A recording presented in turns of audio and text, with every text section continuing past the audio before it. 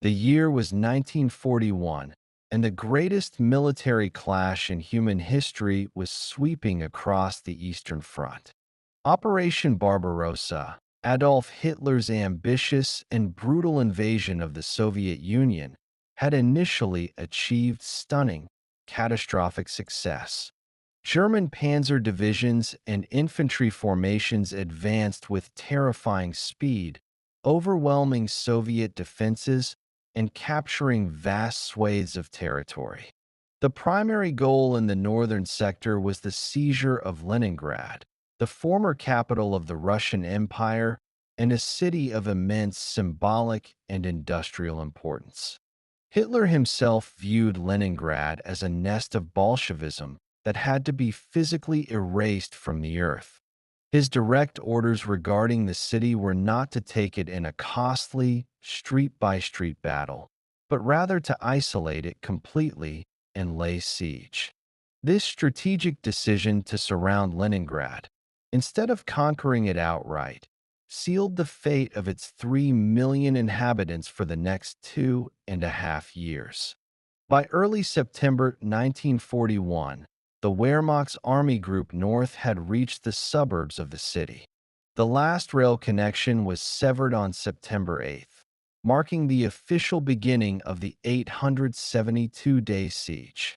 Leningrad was now a gigantic, isolated island, ringed by German and Finnish forces, cut off from the rest of the Soviet Union by land. The only remaining connection was a treacherous, indirect route across the vast waters of Lake Ladoga. This isolation was not merely military. It was a deliberate, calculated weapon of mass destruction aimed at the civilian population. The German High Command's belief was simple and chilling. Without food, fuel, or external support, the city would inevitably and quickly surrender.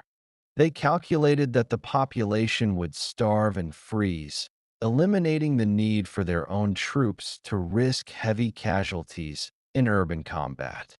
This grim calculation underestimated both the city's sheer size and, critically, the extraordinary, almost unimaginable resilience of its people. The immediate reality was a scramble for survival as the food stockpiles, already meager due to poor planning and the speed of the advance, began to dwindle rapidly.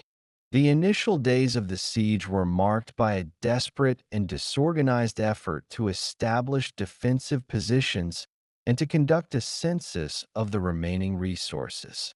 The people of Leningrad, a vibrant center of culture and industry, were suddenly trapped in a logistical nightmare orchestrated by a foreign army. The immense scale of the city's defenses, manned by soldiers, sailors, and civilian volunteers alike, provided a temporary shield against invasion.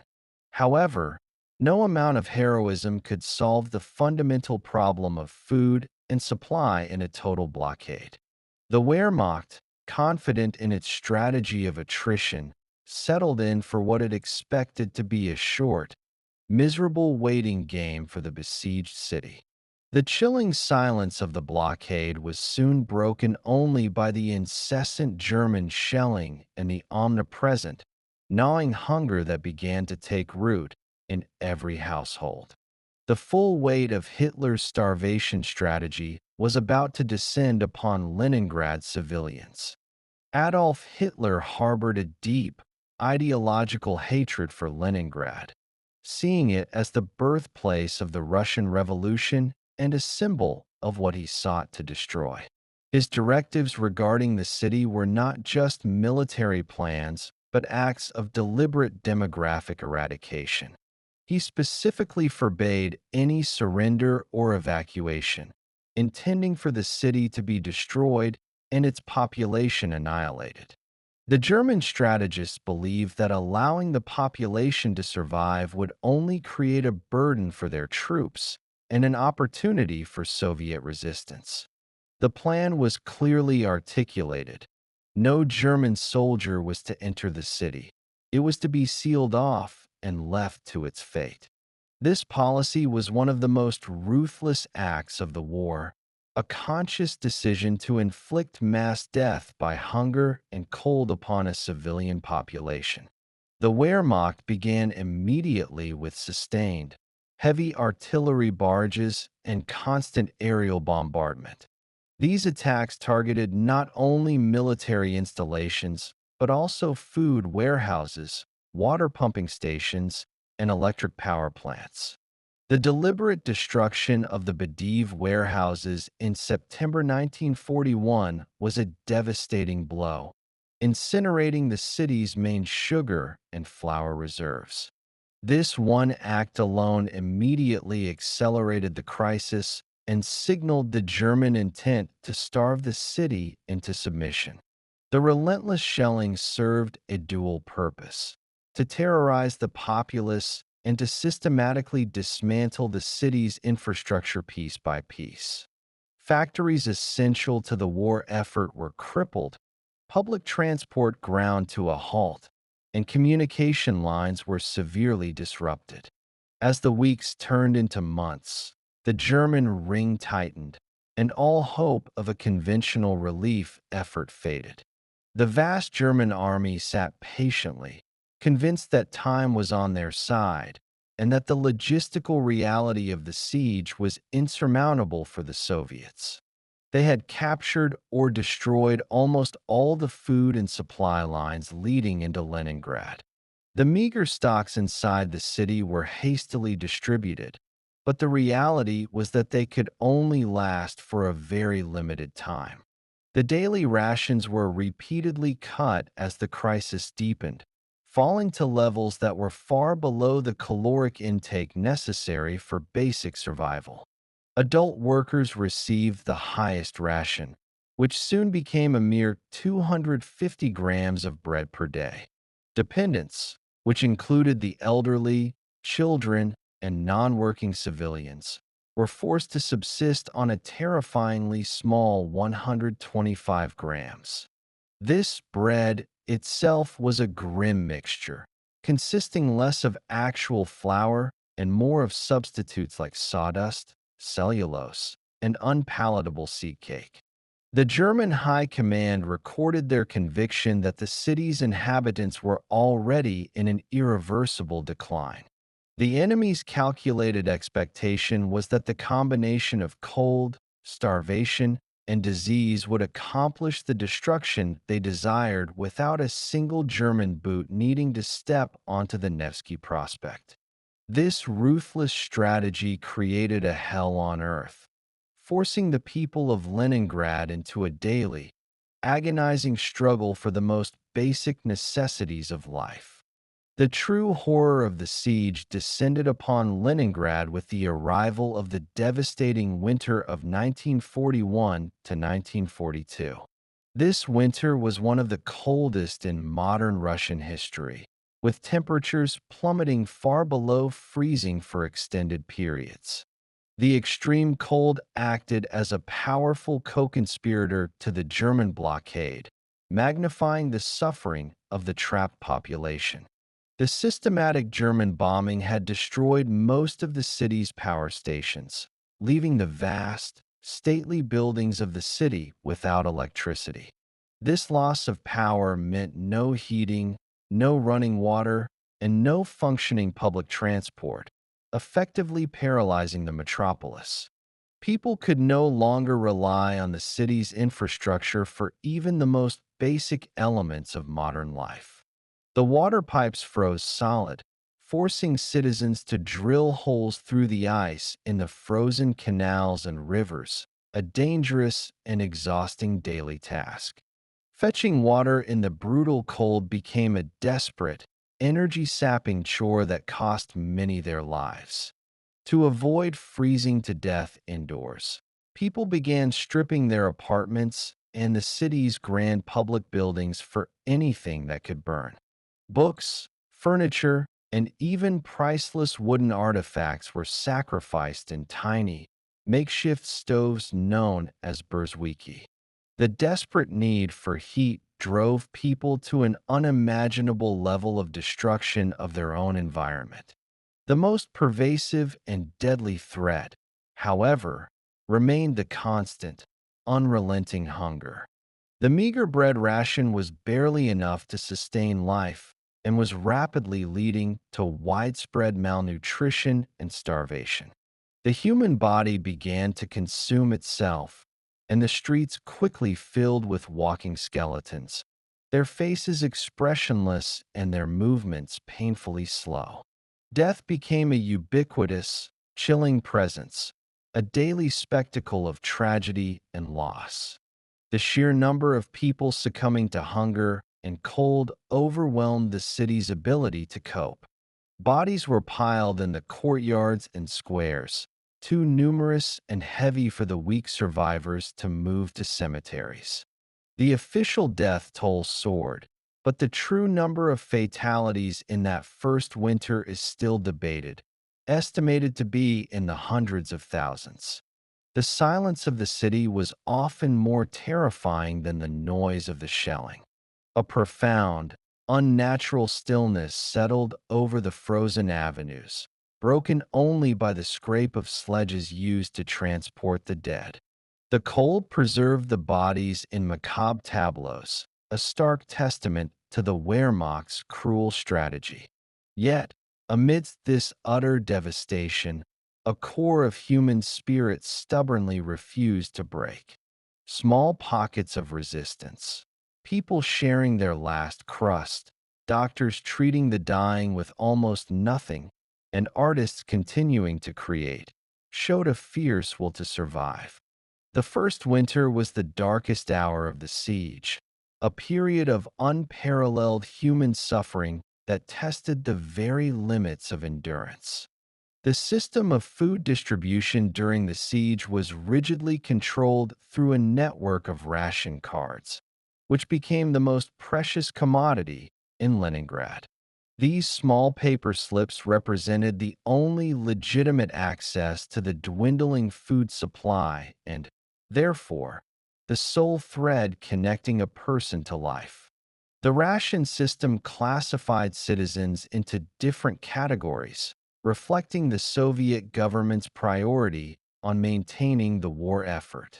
The highest rations went to workers in military factories, soldiers on the front lines, and those involved in critical infrastructure repair.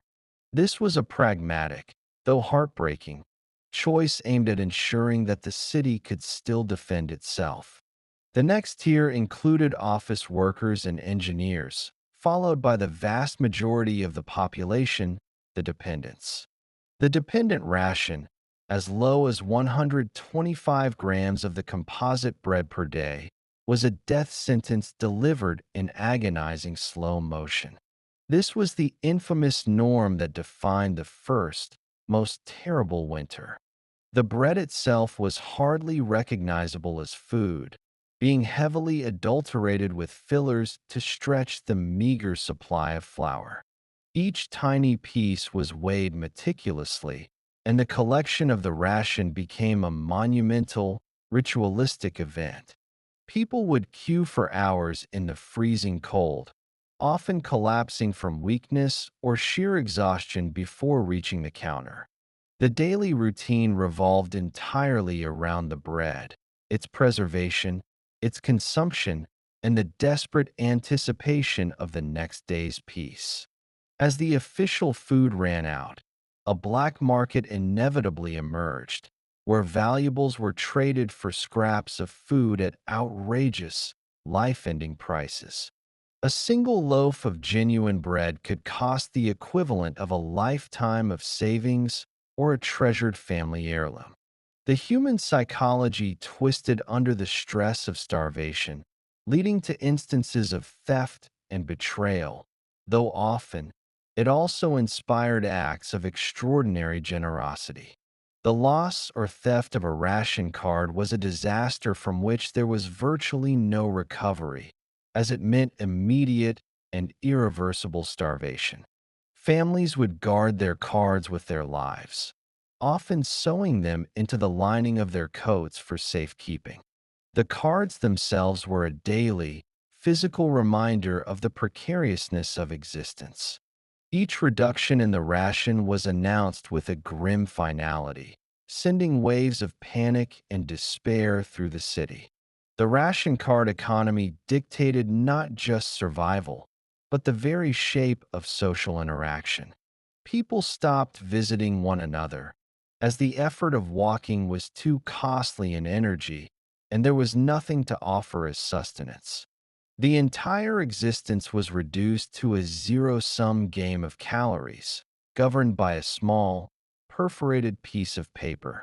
The ration system, though a symbol of control, was also the framework that held the city together, ensuring that at least some form of order persisted in the face of chaos. The only geographic feature preventing Leningrad's total and immediate destruction was the massive, sprawling body of water known as Lake Ladoga. This vast lake, the largest in Europe, lay to the east of the city, providing a single, narrow, unblockable corridor to Soviet-held territory. While the Germans held the land approaches, the lake's eastern shore remained in Soviet hands, offering a sliver of hope for a lifeline. During the initial months of the siege, when the lake was open water, supply barges attempted to ferry food and munitions across the dangerous route. This maritime effort was chaotic, heavily targeted by German aircraft, and woefully inadequate for the needs of a city of millions. The crossing was rough and treacherous, and many precious supplies and brave sailors were lost to German bombs and the turbulent waves. The true opportunity for a large-scale, decisive supply operation came not in the summer, but with the arrival of the deep winter freeze. As the brutal cold of late 1941 set in, the surface of Lake Ladoga began to solidify into a vast, uninterrupted sheet of ice. It was this transformation of water to solid ground that presented the Soviets with their only realistic chance to save Leningrad. The idea was audacious, fraught with peril, and utterly essential: to build a supply route directly over the frozen surface of the lake. This unprecedented winter highway would soon be immortalized in history as the Road of Life. The decision to commit to this ice road was a moment of immense strategic foresight and desperation for the Soviet command. The logistical challenges were immense, bordering on the impossible, but the alternative was the complete loss of the city and its entire population. The road was projected to cover a distance of approximately 30 kilometers across the ice, connecting the city of Kobona on the eastern shore with Osanovets on the western shore near Leningrad. Teams of engineers and local experts were immediately mobilized to scout the route, assess the ice thickness, and plan for the massive undertaking. The project had to be executed with lightning speed, as every day of delay meant thousands more deaths inside the starving city. The men and women who worked on the initial preparations faced extraordinary challenges, including constant exposure to the bitter cold and the ever-present threat of German attack. The frozen lake became the singular focus of the entire Soviet war effort in the northern region. It was a race against time, a desperate gamble that pitted human ingenuity and sheer will against the forces of nature and the might of the Wehrmacht. The successful establishment of the Road of Life would prove to be one of the most remarkable logistical feats of World War II. The task of establishing a viable transport route over a vast, frozen lake was a military engineering challenge of a scale never before attempted. The initial process involved meticulous scouting to find the most stable and thickest ice patches, avoiding fissures, ridges, and areas of thinner ice. Engineers had to contend with the natural fluctuations of the lake, where currents and temperature variances could create unexpected weak points. A team of specialists, often comprised of local residents and fishermen who knew the lake intimately, marked out the route across the seemingly endless white expanse. They used small flags and tree branches as simple but effective navigational aids in the featureless, often snow-blasted environment. The official opening of the first section of the Road of Life to horse-drawn sledges occurred in November 1941, a truly desperate, premature measure. The ice was dangerously thin at this stage, and the early attempts were fraught with peril, with many horses and their drivers plunging into the frigid depths. The heavy motorized traffic, the ultimate goal of the operation, required the ice to be far thicker, a threshold that was only reached in late December. Before trucks could be committed, a precise schedule for traffic movement was essential, strictly regulating the speed and distance between vehicles. This regulation was crucial to prevent the cumulative weight and vibration of the convoy from creating resonant frequencies that could crack the ice. A specific, low speed was mandated, and drivers were given strict instructions to maintain long, consistent gaps between their trucks. Military police were stationed along the entire route to enforce these rules, as any deviation could prove fatal for the entire operation. Logistical bases were hastily constructed on both shores of the lake, equipped with storage facilities, repair shops, and medical posts. The men and women who staffed these bases worked around the clock in inhumane conditions, battling exhaustion and the numbing cold. Fuel depots were also established on the ice itself, allowing the continuous flow of the supply convoys without requiring a return trip. In a feat of true improvisation, a vast network of communication lines was also laid directly onto the ice surface. These thin wires allowed the command posts on either shore to monitor the road's condition, track convoys, and respond instantly to emergencies or attacks. The constant maintenance of the road became a full-time, labor-intensive military operation, with teams continuously filling in cracks and smoothing out the ice surface. The sheer organizational effort required to manage this unprecedented highway under constant enemy fire and brutal weather was a testament to Soviet resolve. The Road of Life was not just a road. It was a carefully managed, meticulously maintained, fragile marvel of winter engineering. Once fully operational, the stream of trucks traveling the Road of Life became a continuous, almost unbroken line, day and night. The primary vehicle utilized for this monumental task was the rugged, reliable Soviet ZS-5 truck, a workhorse of the Red Army. These trucks were adapted for the ice, often fitted with specialized chains on their tires to gain a precarious grip on the slick surface. The drivers who piloted these convoys were a special breed of hero, facing a unique, terrifying cocktail of physical and psychological dangers. They drove in conditions of near-zero visibility, often amidst blizzards or under the cover of a freezing, starlit night. The cold was so extreme that metal could snap and exposed skin could freeze solid in a matter of minutes. The most profound danger was the ice itself, a silent, unpredictable enemy that could swallow a man and his cargo in an instant. Drivers became experts in the subtle language of the ice, listening for the ominous creaks, groans, and cracks that signaled instability. They had to learn to trust the thin sheet beneath them, even as the constant thrumming of their engines felt like a physical challenge to its integrity. Many trucks inevitably broke through the ice, plunging into the black, icy waters of Lake Ladoga in horrifying, rapid sinkings. The loss of a truck was not just a loss of cargo, but a personal tragedy, as the drivers had virtually no chance of survival in the hypothermic water.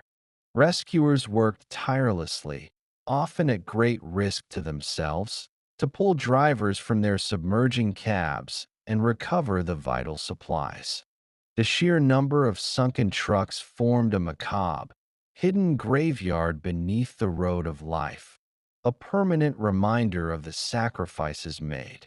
Furthermore, the entire route was exposed to the relentless bombardment of the German Luftwaffe, which patrolled the skies constantly. German fighters and bombers viewed the convoys as high-value targets, strafing and bombing them mercilessly throughout the day. The drivers had to maintain their speed and course even as bombs exploded around them, sending plumes of ice and water into the air. Anti-aircraft batteries were positioned on both shores and even on the ice itself, creating a desperate, thin umbrella of protection. Despite the monumental risks, the convoys never stopped, fueled by the knowledge that the fate of millions depended on every single bag of flour they carried. The successful journey of a single truck was a small miracle, a triumph of human grit over the combined forces of nature and the enemy. The German High Command was fully aware of the Soviet attempt to supply Leningrad via the ice road and immediately designated it as a primary target for annihilation. The Wehrmacht strategy shifted from passive starvation to active destruction of the lifeline, turning the entire expanse of Lake Ladoga into a brutal, open-air battlefield. German air reconnaissance was constant, with planes providing real-time intelligence on the movement and size of the Soviet convoys. The Luftwaffe's primary strike force, often composed of Stuka dive bombers and fast fighters, launched daily, devastating raids against the continuous stream of trucks. The lake's flat, white surface provided no cover, making the slow-moving convoys easy, visible targets from the air. Pilots would swoop down, raking the columns with machine gun fire and dropping bombs designed to shatter the fragile ice. A successful strike did not just destroy one truck, but often caused a domino effect, forcing nearby vehicles to swerve and risk breaking the ice themselves. The crews on the convoys developed a grim routine, driving with their cabin doors unlatched, ready to leap out at the first sign of an attack. The drivers learned to distinguish the chilling whistle of an incoming Stuka and the dull thud of an artillery shell landing nearby. To counter the aerial threat, the Soviets implemented a network of anti-aircraft defenses along the shores and, remarkably, placed heavy weaponry on the ice itself. Anti-aircraft guns, mounted on sledges and mobile platforms, moved with the convoys, providing a last, desperate line of defense. These brave gun crews endured the worst of the cold and the most intense bombardments, firing back at the German planes with defiant regularity. The Wehrmacht also deployed long-range artillery, shelling the known routes and the critical loading and unloading areas on the shores. The heavy, high-explosive shells were less accurate than air attacks, but their impact on the ice was catastrophic, creating massive holes and destabilizing large sections. Repair teams were immediately dispatched after every attack to patch the broken ice and guide traffic around the new, gaping chasms.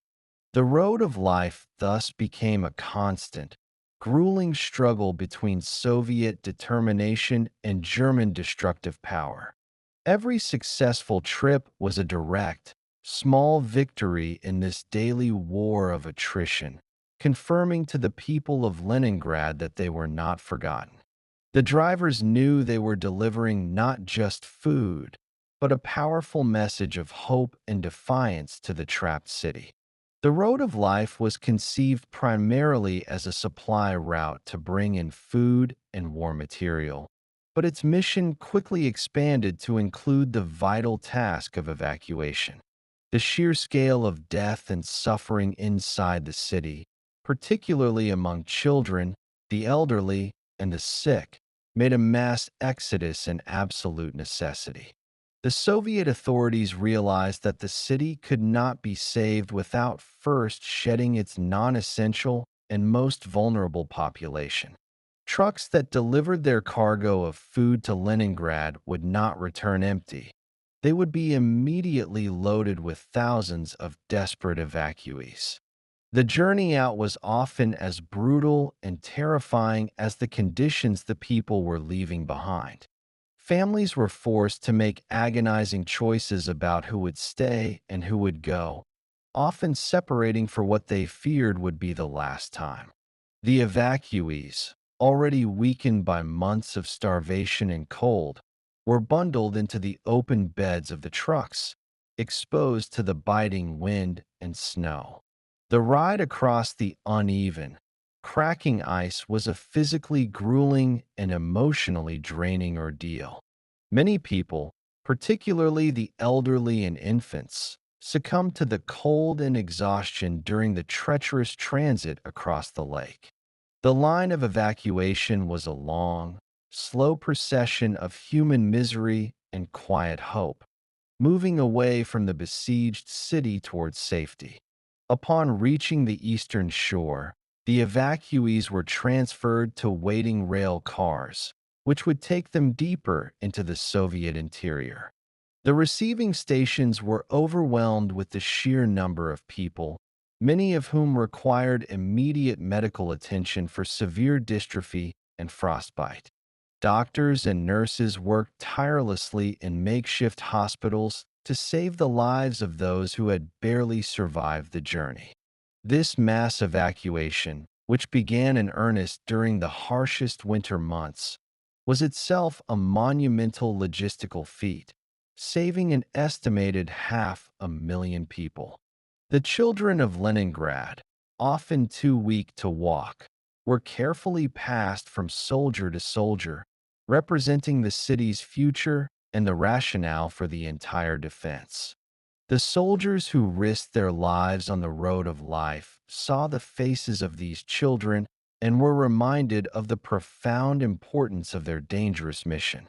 The evacuation process was a silent acknowledgement of the price of the siege, a desperate attempt to salvage the human capital that the Germans sought to destroy. Every child successfully moved out of the blockade was a moral victory against the enemy's cruel strategy of annihilation.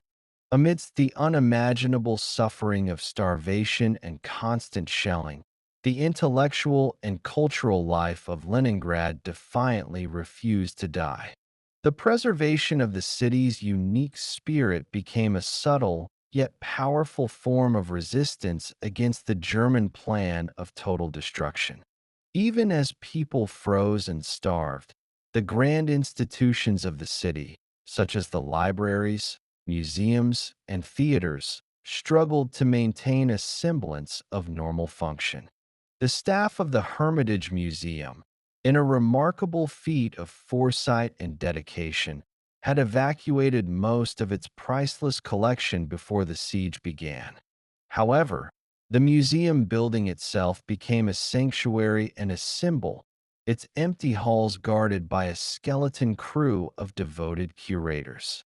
The most famous example of this cultural defiance was the performance of Dmitri Shostakovich's Seventh Symphony, also known as the Leningrad Symphony. The piece, written largely in the city during the siege, was an epic musical portrait of the war and a powerful testament to human resilience. Finding enough musicians, many of whom were starving and weakened, to form a full orchestra was a monumental task for the conductor. The score had to be flown into the city via the road of life, treated like a precious commodity. On August 9th, 1942, the symphony was performed in the Leningrad Philharmonic Hall, broadcast to the entire city and, via shortwave radio, to the world. The orchestra played with a strength that belied the musicians' physical condition, using every ounce of energy they possessed. During the performance, Soviet artillery deliberately shelled the German lines to ensure the concert would not be interrupted by enemy fire. The sound of the music, a defiant, passionate roar, resonated through the starving city, inspiring hope and courage in the trapped citizens. The performance became an instant, global symbol of resistance, showing the world that Leningrad's heart was still beating. Poets, artists, and journalists continued their work, recording the grim reality of the blockade, but also celebrating the heroism of the defenders. The city's universities attempted to keep their doors open, holding lectures and classes for a handful of dedicated students and professors. This continued commitment to culture was a psychological counterattack, proving that the German forces could starve the body but not extinguish the soul of the city. The successful operation of the Road of Life, while a monumental logistical and human triumph, came at an almost unbearable cost. The primary human tragedy of the siege remains the massive loss of civilian life due to starvation and cold. Estimates of the total death toll range widely, but most historians agree that over 1 million Leningrad citizens perished during the 872-day blockade. This figure is one of the most horrific civilian casualty counts in any single city during the entire history of World War II. The vast majority of these deaths occurred during the catastrophic first winter before the Road of Life could be fully established and adequately supplied. The suffering was not limited to the dead. Hundreds of thousands more were permanently afflicted by severe malnutrition, disease, and the profound trauma of the experience. The drivers and workers of the Road of Life paid a heavy price as well, with thousands of them losing their lives on the treacherous ice. Trucks were constantly lost to the breaking ice, German bombs, and the harsh, unforgiving weather conditions of the lake. The official tally of supplies that failed to reach the city is staggering, a grim inventory of food and fuel swallowed by the depths of Lake Ladoga. The human element of this cost is perhaps best represented by the Piskaryovskoye Memorial Cemetery, the final resting place for the city's dead. This immense, sacred burial ground contains the remains of nearly 500,000 victims of the siege, interred in 186 massive communal mounds.